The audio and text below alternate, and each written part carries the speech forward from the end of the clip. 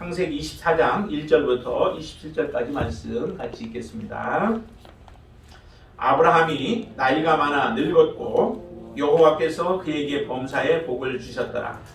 아브라함이 자기 집 모든 소유를 맡은 늙은 종에게 이르되 청하건대 내 허벅지 밑에 내 손을 넣으라. 내가 너에게 하늘의 하나님 땅의 하나님이신 여호와를 가리켜 맹세하게 하노니 너는 내가 거주하는 이 지방 가나안 족속의 딸 중에서 내 아들을 위하여 아내를 택하지 말고 내 고향 내 족속에게로 가서 내 아들 이삭을 위하여 아내를 택하라. 종이 이르되 여자가 나를 따라 이 땅으로 오려고 하지 아니하거든 내가 주인의 아들을 주인이 나오신 땅으로 인도하여 돌아가리이까. 아브라함이 그에게 이르되 내 아들을 그리로 데리고 돌아가지 아니하도록 하라. 하늘의 하나님 여호와께서 나를 내 아버지의 집과 내 고향 땅에서 떠나게 하시고 내게 말씀하시며 내게 맹세하여 이르시기를 이 땅을 내 씨에게 주리라 하셨으니 그가 그 사자를 너보다 앞서 보내실지라. 내가 거기서 내 아들을 위하여 아내를 택할지니라. 만일 여자가 너를 따라오려고 하지 아니하면 나의 이 맹세가 너와 상관이 없나니 오직 내 아들을 데리고 그리로 가지 말지니라. 그 종이 이에 그의 주인 아브라함의 허벅지 아래에 손을 넣고 이 일에 대하여 그에게 맹세하였더라. 이에 종이 그 주인의 낙타 중 10피를 끌고 떠났는데 곧 그의 주인의 모든 좋은 것을 가지고 떠나 메소포타미아로 가서 나홀의 성에 이르러 그 낙타를 성 밖 우물 곁에 굴렸으니 저녁 때라 여인들이 물을 기르러 나올 때였더라. 그가 이르되 우리 주인 아브라함의 하나님 여호와여 원하건대 오늘 나에게 순조롭게 만나게 하사 내 주인 아브라함에게 은혜를 베푸시옵소서. 성중 사람의 딸들이 물 기르러 나오겠사오니 내가 우물 곁에 서 있다가 한 소녀에게 이르기를 청하건대 너는 물동이를 기울여 나로 마시게 하라 하리니 그의 대답이 마시라. 내가 당신의 낙타에게도 마시게 하리라 하면 그는 주께서 주의 종 이삭을 위하여 정하신 자라. 이로 말미암아 주께서 내 주인에게 은혜 베푸심을 내가 알겠나이다. 말을 마치기도 전에 리브가가 물동이를 어깨에 메고 나오니 그는 아브라함의 동생 나홀의 아내 밀가의 아들 부두엘의 소생이라. 그 소녀는 보기에 심히 아리답고 지금까지 남자가 가까이 하지 아니한 처녀더라. 그가 우물로 내려가서 물을 그 물동이에 채워 가지고 올라오는지라. 종이 마주 달려가서 이르되 청하건대 내 물동이에 물을 내게 조금 마시게 하라. 그가 이르되 내 주여 마시소서 하며 급히 그 물동이를 손에 내려 마시게 하고 마시게 하기를 다하고 이르되 당신의 낙타를 위하여서도 물을 길어 그것들도 배불리 마시게 하리이다 하고 급히 물동이에 물을 구유에 붓고 다시 기르려고 우물로 달려가서 모든 낙타를 위하여 깁는지라. 그 사람이 그를 묵묵히 주목하며 여호와께서 과연 평탄한 길을 주신 여부를 알고자 하더니 낙타가 마시기를 다하매 그가 반세겔 무게의 금 코걸이 1개와 13겔 무게의 금 손목고리 1쌍을 그에게 주며 이르되 네가 누구의 딸이냐 청하건대 내게 말하라. 내 아버지의 집에 우리가 유숙할 곳이 있느냐. 그 여자가 그에게 이르되 나는 밀가가 나홀에게서 낳은 아들 부두엘의 딸이니이다. 또 이르되 우리에게 집과 사료가 족하며 유숙할 곳도 있나이다. 이에 그 사람이 머리를 숙여 여호와께 경배하고 이르되 나의 주인 아브라함의 하나님 여호와를 찬송하나이다. 나의 주인에게 주의 사랑과 성실을 그치지 아니하셨사오며 여호와께서 길에서 나를 인도하사 내 주인의 동생 집에 이르게 하셨나이다 하니라. 아멘. 나머지 부분들은 여러분들이 집에 가서 또 읽어주시기를 바랍니다. 이 24장은 전체 그 창세기 내용 중에서는 가장 긴 장이에요. 긴 장인데 그 긴 장으로서 지금 특별히 이삭을 위하여 그의 아내 리브가를 만나는 과정들, 그 내용들을 자세하게 기록하고 있는 그 내용들입니다. 특별히 오늘 이 본문의 말씀을 보면서 우리가 아브라함이 어떠한 자세로 지금 아들을 준비하고 있는가, 아들의 아내를 준비하고 있는가라고 하는 부분과 또 그 종이 어떻게 아브라함의 명령을 받들어서 그 명령에 잘 순종하고 있는가라고 하는 부분들을 보면서 하나님의 은혜를 우리가 나누고자 합니다. 특별히 오늘 보니까 1절에 이렇게 말씀을 하십니다. 아브라함이 나이가 많이 늙었고 여호와께서 그에게 범사에 복을 주셨더라라고 말씀하시는데요. 참 우리의 마지막이 어떠한 삶이어야 하는가라고 하는 것을 이 말씀을 보면서 참 도전을 받게 되어져요. 아브라함이 지금 나이가 많았다라고 얘기를 하죠. 나이가 많아 늙었다라고 하는데 지금 이때의 나이가 한 140세 정도의 나이인 거죠. 지금 우리가 생각할 때는 이해가 잘 안 되는 부분이지만 그러나 그 앞에는 뭐 969세까지 뭐 산 사람도 있고 하니까 이 140세 정도는 그렇게 많은 나이는 아니에요. 그리고 실제적으로 아브라함이 몇 세까지 살게 되냐면 175세까지 살게 되어져요. 그러니까 아들 이삭을 결혼시킨 이후에도 한 35년 정도 더 이제 살게 되어지죠. 그리고 아내 사라가 죽은 이후에 한 35년, 38년 정도 더 이렇게 살게 되어지는데 바로 이렇게 마지막까지 사는데 하나님께서 어떻게 표현하냐면 그에게 범사의 복을 주셨다라고 얘기를 합니다. 여러분들의 인생이 정말 하나님이 여러분들에게 범사의 복을 주는 인생인가, 하나님의 복을 우리가 받고 살아가는 인생인가 라고 하는 것을 한번 생각해 보면서 우리의 삶을 되돌아볼 필요가 있죠. 정말 그렇다면 아브라함이 정말 하나님의 범사의 복을 주셨다고 했는데 아브라함의 삶은 순탄했을까? 우리가 믿음의 조상이고 또 지금까지 우리가 계속 아브라함에 대해서 보아왔잖아요. 근데 아브라함의 인생이 그 평탄한 인생만은 사실은 아니었죠. 많은 고비들이 있었는데 그것도 그냥 고비가 아니라 죽을 고비들이 많이 있었죠. 그런 고비들을 왔고 지금 많이 나이가 140이 됐고 아내는 이제 여유 없고 그런 상태인데 하나님께서 말씀하기를 아브라함에게 그에게 범사의 복을 주셨다라고 말씀합니다. 그러니까 복이라고 하는 부분에 대해서 다시 한번 우리가 생각해 봐야 된다는 거죠.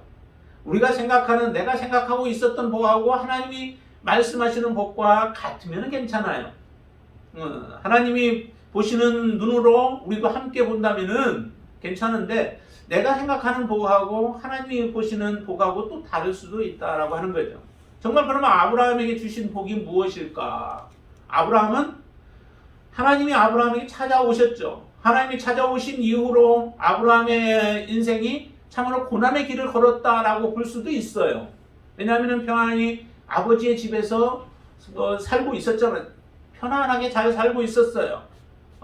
그게 성공적인 삶인지는 몰라도 편안한 삶을 살고는 있었는데 하나님이 부르신 이후부터 그의 삶은 이제 힘든 삶으로 나아갔죠.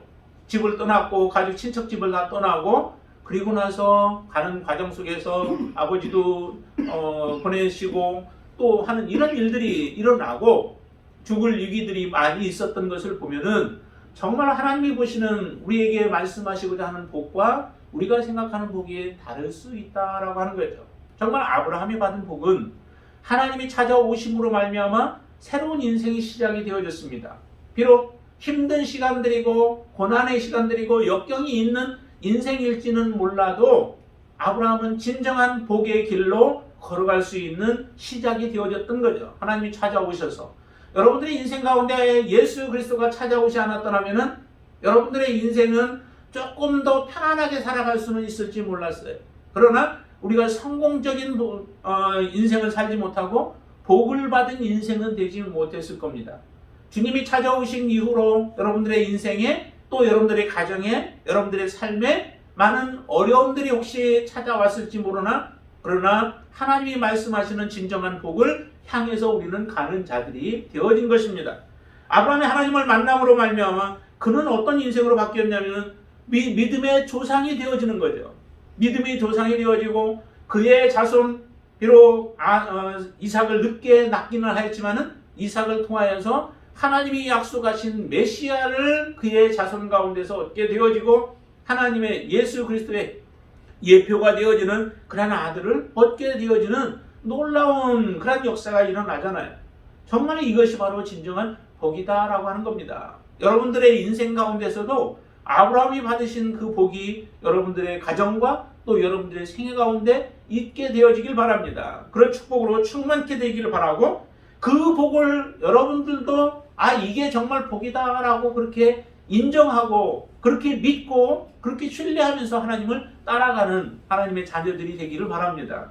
아브라함이 이처럼 나이가 많이 늙었는데 하나님께서 그에게 복을 주셨다고 했는데 그런데도 지금 그의 사랑하는 아들 이삭에게 아직 그 아내가 없습니다.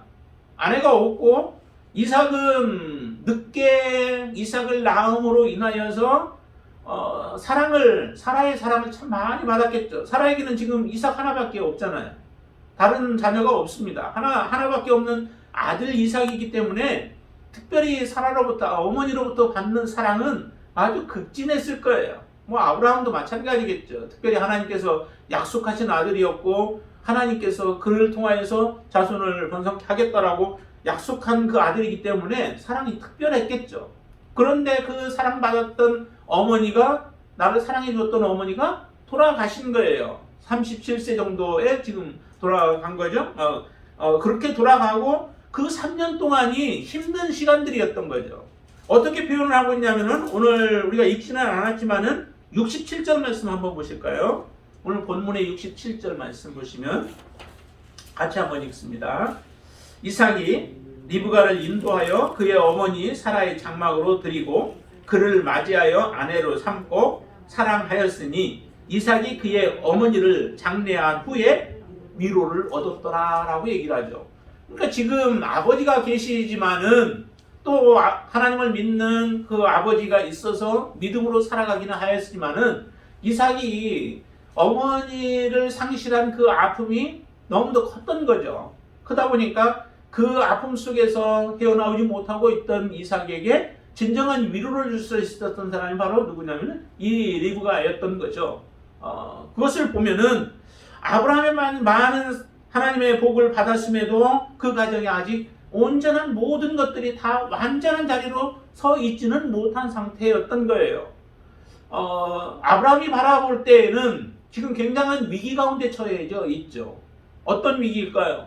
사랑하는 아들이 그래도 결혼을 해서 좋은 가정을 이루어 믿음의 가정을 이루어 나가야 이 가정이 그래도 하나님의 뜻을 이루는 가정이 되어질 텐데 지금 자기가 지금 볼 때 더군다나 어머니까지 여의고 나서 그가 상처받고 힘들어하는 그 모습을 보면서 굉장히 위기감이 처해지게 되죠. 그렇기 때문에 이것을 어떻게든 해결하고자 하는 것이 지금 아브라함이에요.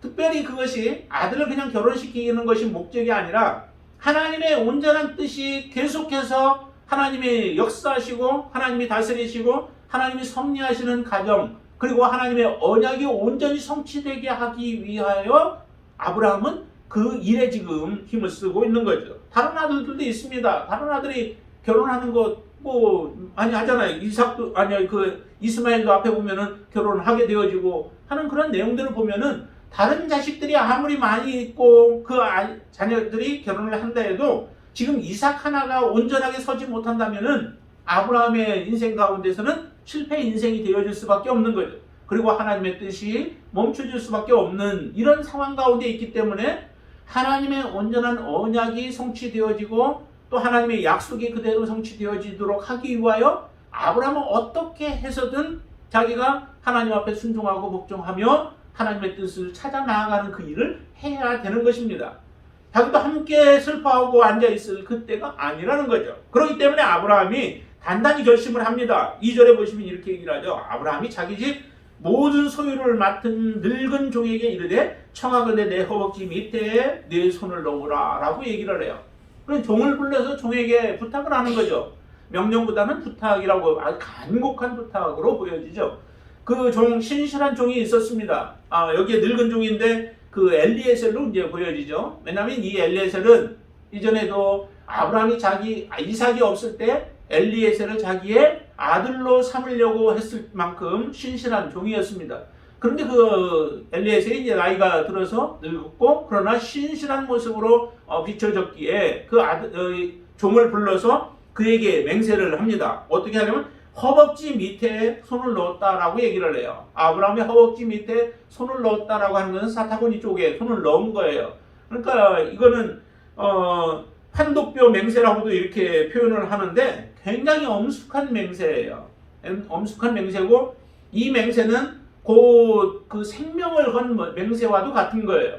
이 나하고 맹세한 것을 너는 꼭 지켜라. 만약에 이 맹세를 지키지 못하면 너는 죽음이다라고 아니면은 저주를 내리게 하나님으로부터 저주를 내리는 그러한 맹세인 거죠. 그것은 그만큼 이 지금 하는 아브라함이 하고자 하는 것이 얼마나 엄중한 것인가 귀한 것인가 또 이것은 반드시 이루어야 할 부분이기 때문에 그렇게 맹세를 하는 거죠. 그래서 판도뼈에 넣고 사타구니 속에 넣고 그러고 나서 맹세를 시키는데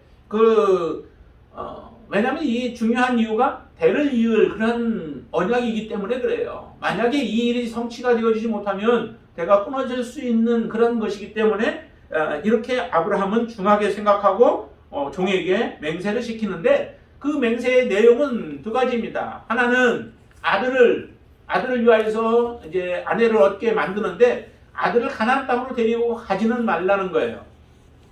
만약에 그곳에 가서 그 여인을 찾았다 할지라도 그 여인이 아브라함이 있는 그 이삭이 살고 있는 곳으로 오기를 싫어한다면 그러면 어떻게 해야 합니까? 라고 할 때에 그렇다고 해도 그 내 아들을 가나안 땅으로 다시 그 아들이 있는 며느리감으로 그에게 데리고 가지는 말라는 거예요. 다시 말하면 가나안 땅을 떠나지 말라라고 하는 거예요. 하나님이 왜 아브라함이 이처럼 간곡하게 말할까요? 그것은 이 가나안 땅은 이미 하나님이 아브라함에게 약속으로 주신 거죠. 앞에서도 우리가 보았듯이 그 아브라함이 가나안 땅을 막벨라 굴을 사게 되어지는 그 내용을 우리가 지난주 보았죠. 그 사게 되어진 것도 바로 그 땅이 이제 하나님이 약속하신 땅이기 때문에 그래요. 하나님이 약속하신 땅에 이제 완전히 뿌리를 내리게 되어지는 거죠.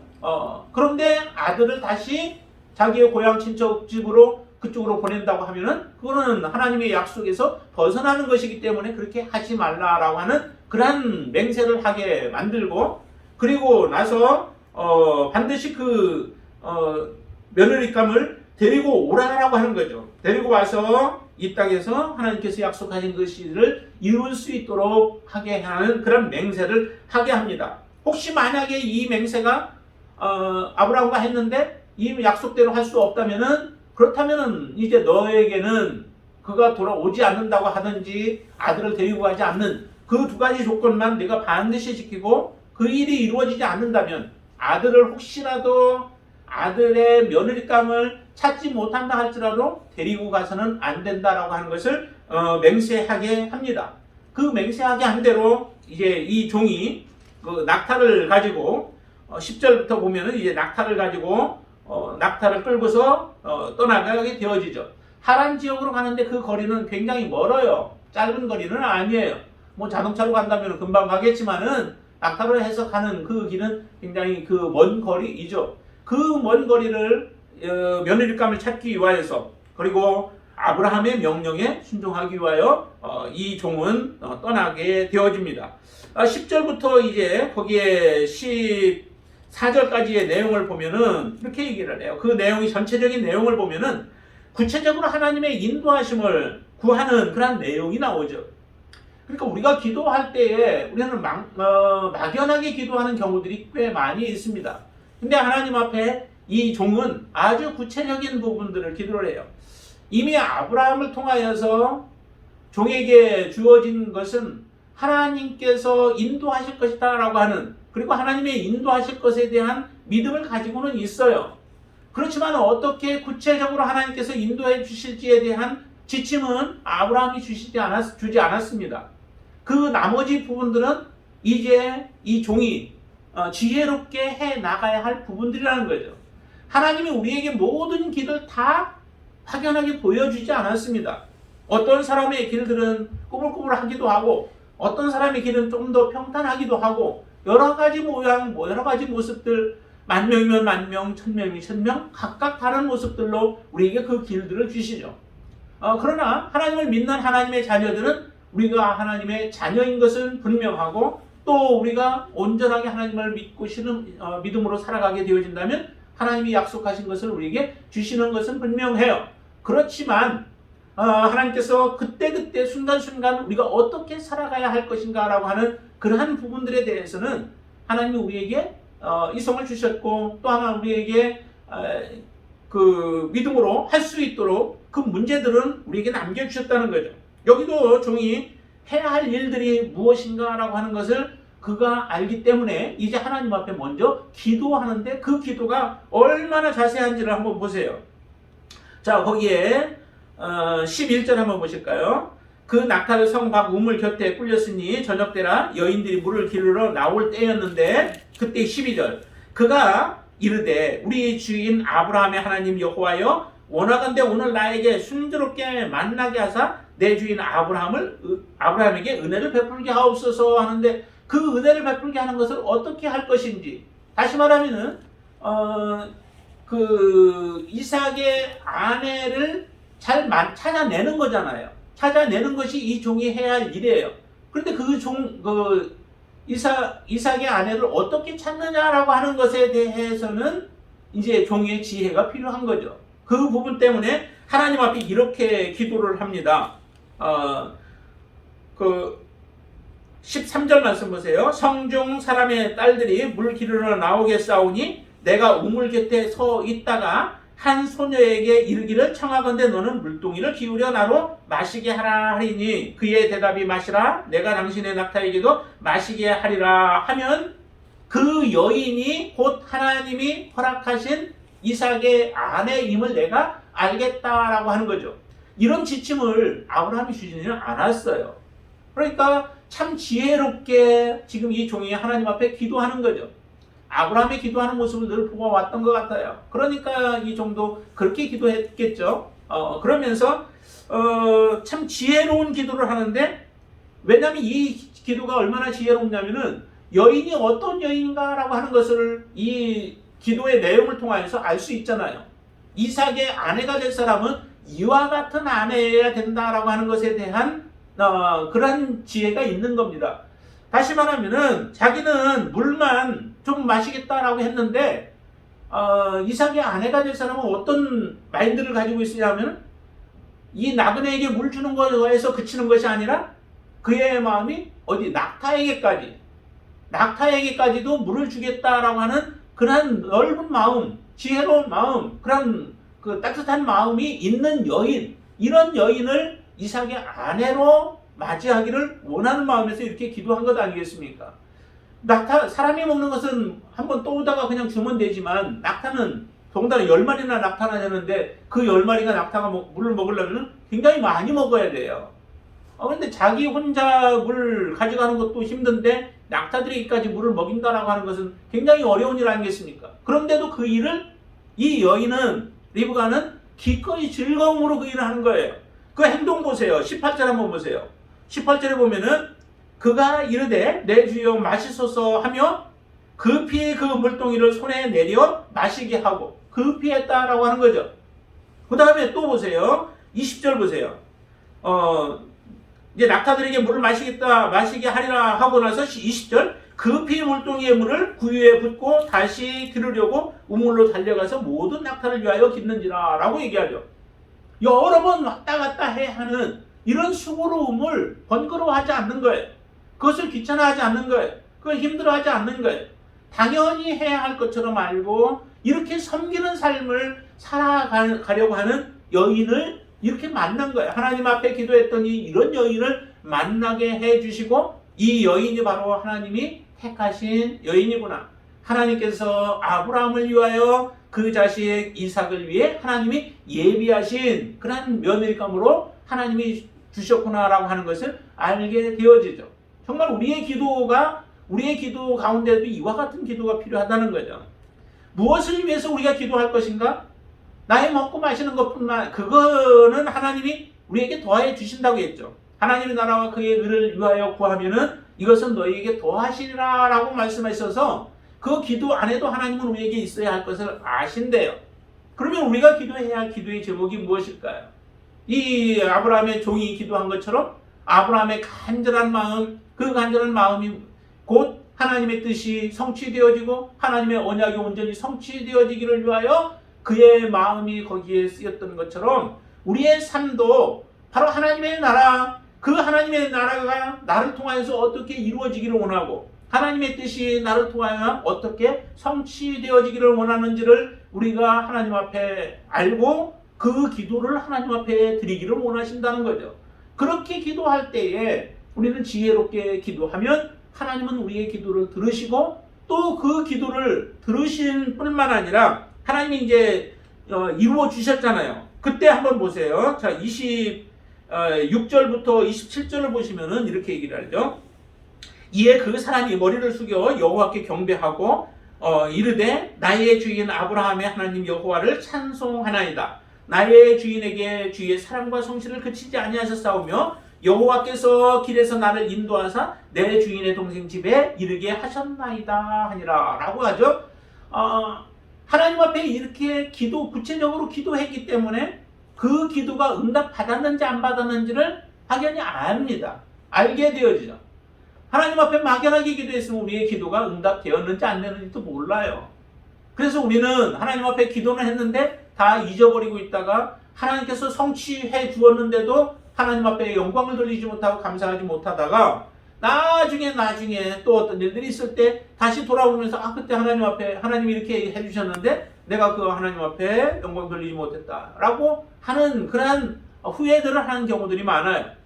구체적인 기도를 하면 구체적으로 하나님 앞에 감사할 수 있게 되어지죠. 이 종이 하나님 앞에 구체적으로 기도함으로 인하여 하나님이 이루시는 것을 친히 목도하고 경험하면서 하나님 앞에 온전한 영광을 돌리는 이 모습을 우리에게 보여줍니다. 여러분들의 인생도 이렇게 살아가야 한다는 거죠.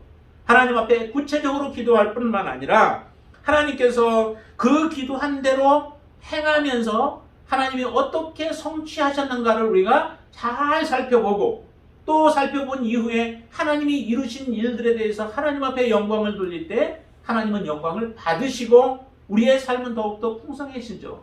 우리의 삶은 더욱더 견고하게 하나님 앞에 서게 되어집니다. 그리고 나서 거기에서 모든 것이 끝나는 것이 아니라 이제 그 다음에 마지막까지 이 아들 이삭을 아브라함에게 데리고 가서 아들 이삭과 결혼할 수 있도록 그 일을 하는 데에 모든 것이 또 맞춰져야 되죠.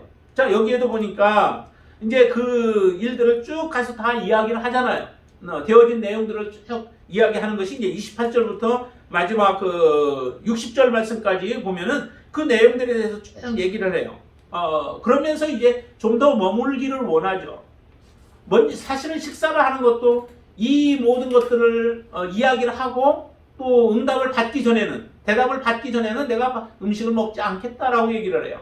얼마나 배고팠겠어요.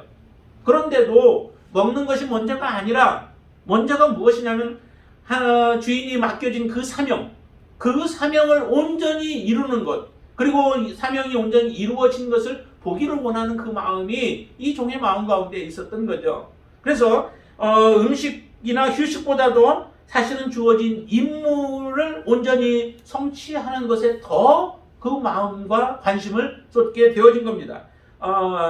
우리가 이 땅에 살아가는 동안에 참 많은 시간들이 있다라고 생각을 하면서 우리는 우리의 삶을 허송세월하는 경우들이 참 많아요. 하나님이 우리에게 맡겨진 귀한 사명을 우리가 충성스럽게 감당하는 그 일이 얼마나 중요한지를 우리가 알고 우리의 삶을 허송세월하지 않고 하나님이 주신 사명에 붙잡혀서 살아가시는 여러분들의 인생이 되시기를 바랍니다. 그렇게 되어졌을 때 이제 결과적으로 마지막에는 보면은 이 리브가가 응답을 하죠. 더 좀 집에서 한 열흘 정도 머물다 가기를 원해요. 그렇지만은 그 부모들은 이제 묻죠. 그러면은 내 딸 그 리브가가 어떻게 대답하는지, 그가 지금 가기를 원하는지 아니면 더 있다 가기를 원하는지 물으니까 리브가의 마음도 이 종의 마음을 알고 또 그러기 때문에 바로 떠나기를 그가 얘기를 하죠. 그래서 이제 바로 떠나게 되어집니다. 이 리브가의 마음도 정말 하나님의 마음을 잘 아는, 그렇기 때문에 나중에 가면은 그의 두 쌍둥이를 배웠을 때도 오직 하나님의 약속을 붙잡고 언약을 붙잡고 믿음으로 살아가는 그 모습을 보여줘요. 정말 하나님 앞에 준비된 예비된 그런 아름다운 이삭의 아내였던 것을 우리에게 보여주죠. 하나님이 작지해 주신 것이 바로 이처럼 아름다운 모습으로 그들에게 이제 결실을 맺게 되어지는데, 그런데 떠나게 되어질 때 이런 얘기를 해요. 60절 한번 보세요. 60절 말씀 한번 같이 읽습니다. 60절. 리브가에게 축복하여 이르되 우리 누이여 너는 천만인의 어미가 될지어다. 내 시로 그 원수의 성문을 얻게 할지어다. 참 이런 말이 어떻게 여기에 나오는가 싶어요. 그들이라고 하면은 그 부두엘과 또 그 삼촌 라반이죠. 그들이 얘기를 하는데, 리브가에게 축복하여 이르되 우리 누이여 너는 천만인의 어미가 될지어다. 이 부두엘이나 그 라반에게는 사실 이 하나님의 언약에 대해서 잘 몰라요. 그런데도 그들의 입술을 통하여서 이와 같은 말씀을 하죠. 떠나는 그 리브가를 향하여서 너는 천만인의 어미가 된대요. 사라가 사실은 천만인의 어미가 되죠. 여러 민족의 어미가 되어진 것과 같이 천만인의 어미가 되어지는 동일한 그런 축복을 받게 되어집니다. 그리고 내 시로 그 원수의 성문을 얻게 할지어다 라고 이렇게까지 축복을 하는 모습을 보면서, 이것도 또한 하나님께서 예수 그리스도를 이 시에서 또 자손에서 나오게 하시는 그런 예언의 말씀을 이렇게 하면서 리브가를 보내게 되어지죠. 그렇게 해서 보냄을 받은 리브가가 가서 이제 이삭의 그 어머니가 있었던 그 방에 사라의 장막으로 들어가고, 그리고 나서 위로를 받고 또 아브라함의 후손으로서 또 하나님의 언약의 자손으로서 그 자손을 이어가는 놀라운 이 모습을 우리에게 보여줍니다. 여러분들의 인생 가운데 나는 아브라함과 나는 다르고 이삭과 나는 다르지 않느냐라고 우리가 그렇게 말할지 모르지만은, 우리의 인생도 동일하게 하나님 앞에 나와서 하나님의 쓰임을 받는 하나님의 언약의 자손들인 거예요. 예수 그리스도를 붙드는 모든 자들이 하나님의 그 하늘 나라의 친백성이 되어지고 권속들이 되어진 것이죠. 그러기에 저와 여러분들도 바로 이 하나님의 언약에 사로잡혀 살아가는 인생이 되어야 하고, 그 말씀대로 순종하며 살아가고자 하는 소망으로 저와 여러분들 안에 충만하게 되어지길 바랍니다. 아브라함이 사셨던 그 삶의 모습이 곧 저와 여러분들이 살아가야 할 그러한 동경해야 하고 또 사모해야 할 삶의 모습인 줄로 믿습니다. 우리에게 얼마가 남아있던 우리의 남은 생에도 이처럼 귀하게 쓰임을 받고 하나님 앞에 순종하여 드려져서 마지막 아브라함이 축복을 받고 이삭이 축복을 받아 하나님 앞에 영광을 돌린 것처럼 저와 여러분들의 생에도 마지막까지 하나님 앞에 귀한 축복의 삶이 되어지는 그런 축복의 자녀들이 되어지기를 주님의 이름으로 축원을 드립니다. 기도하겠습니다. 할렐루야. 주님을 찬양합니다.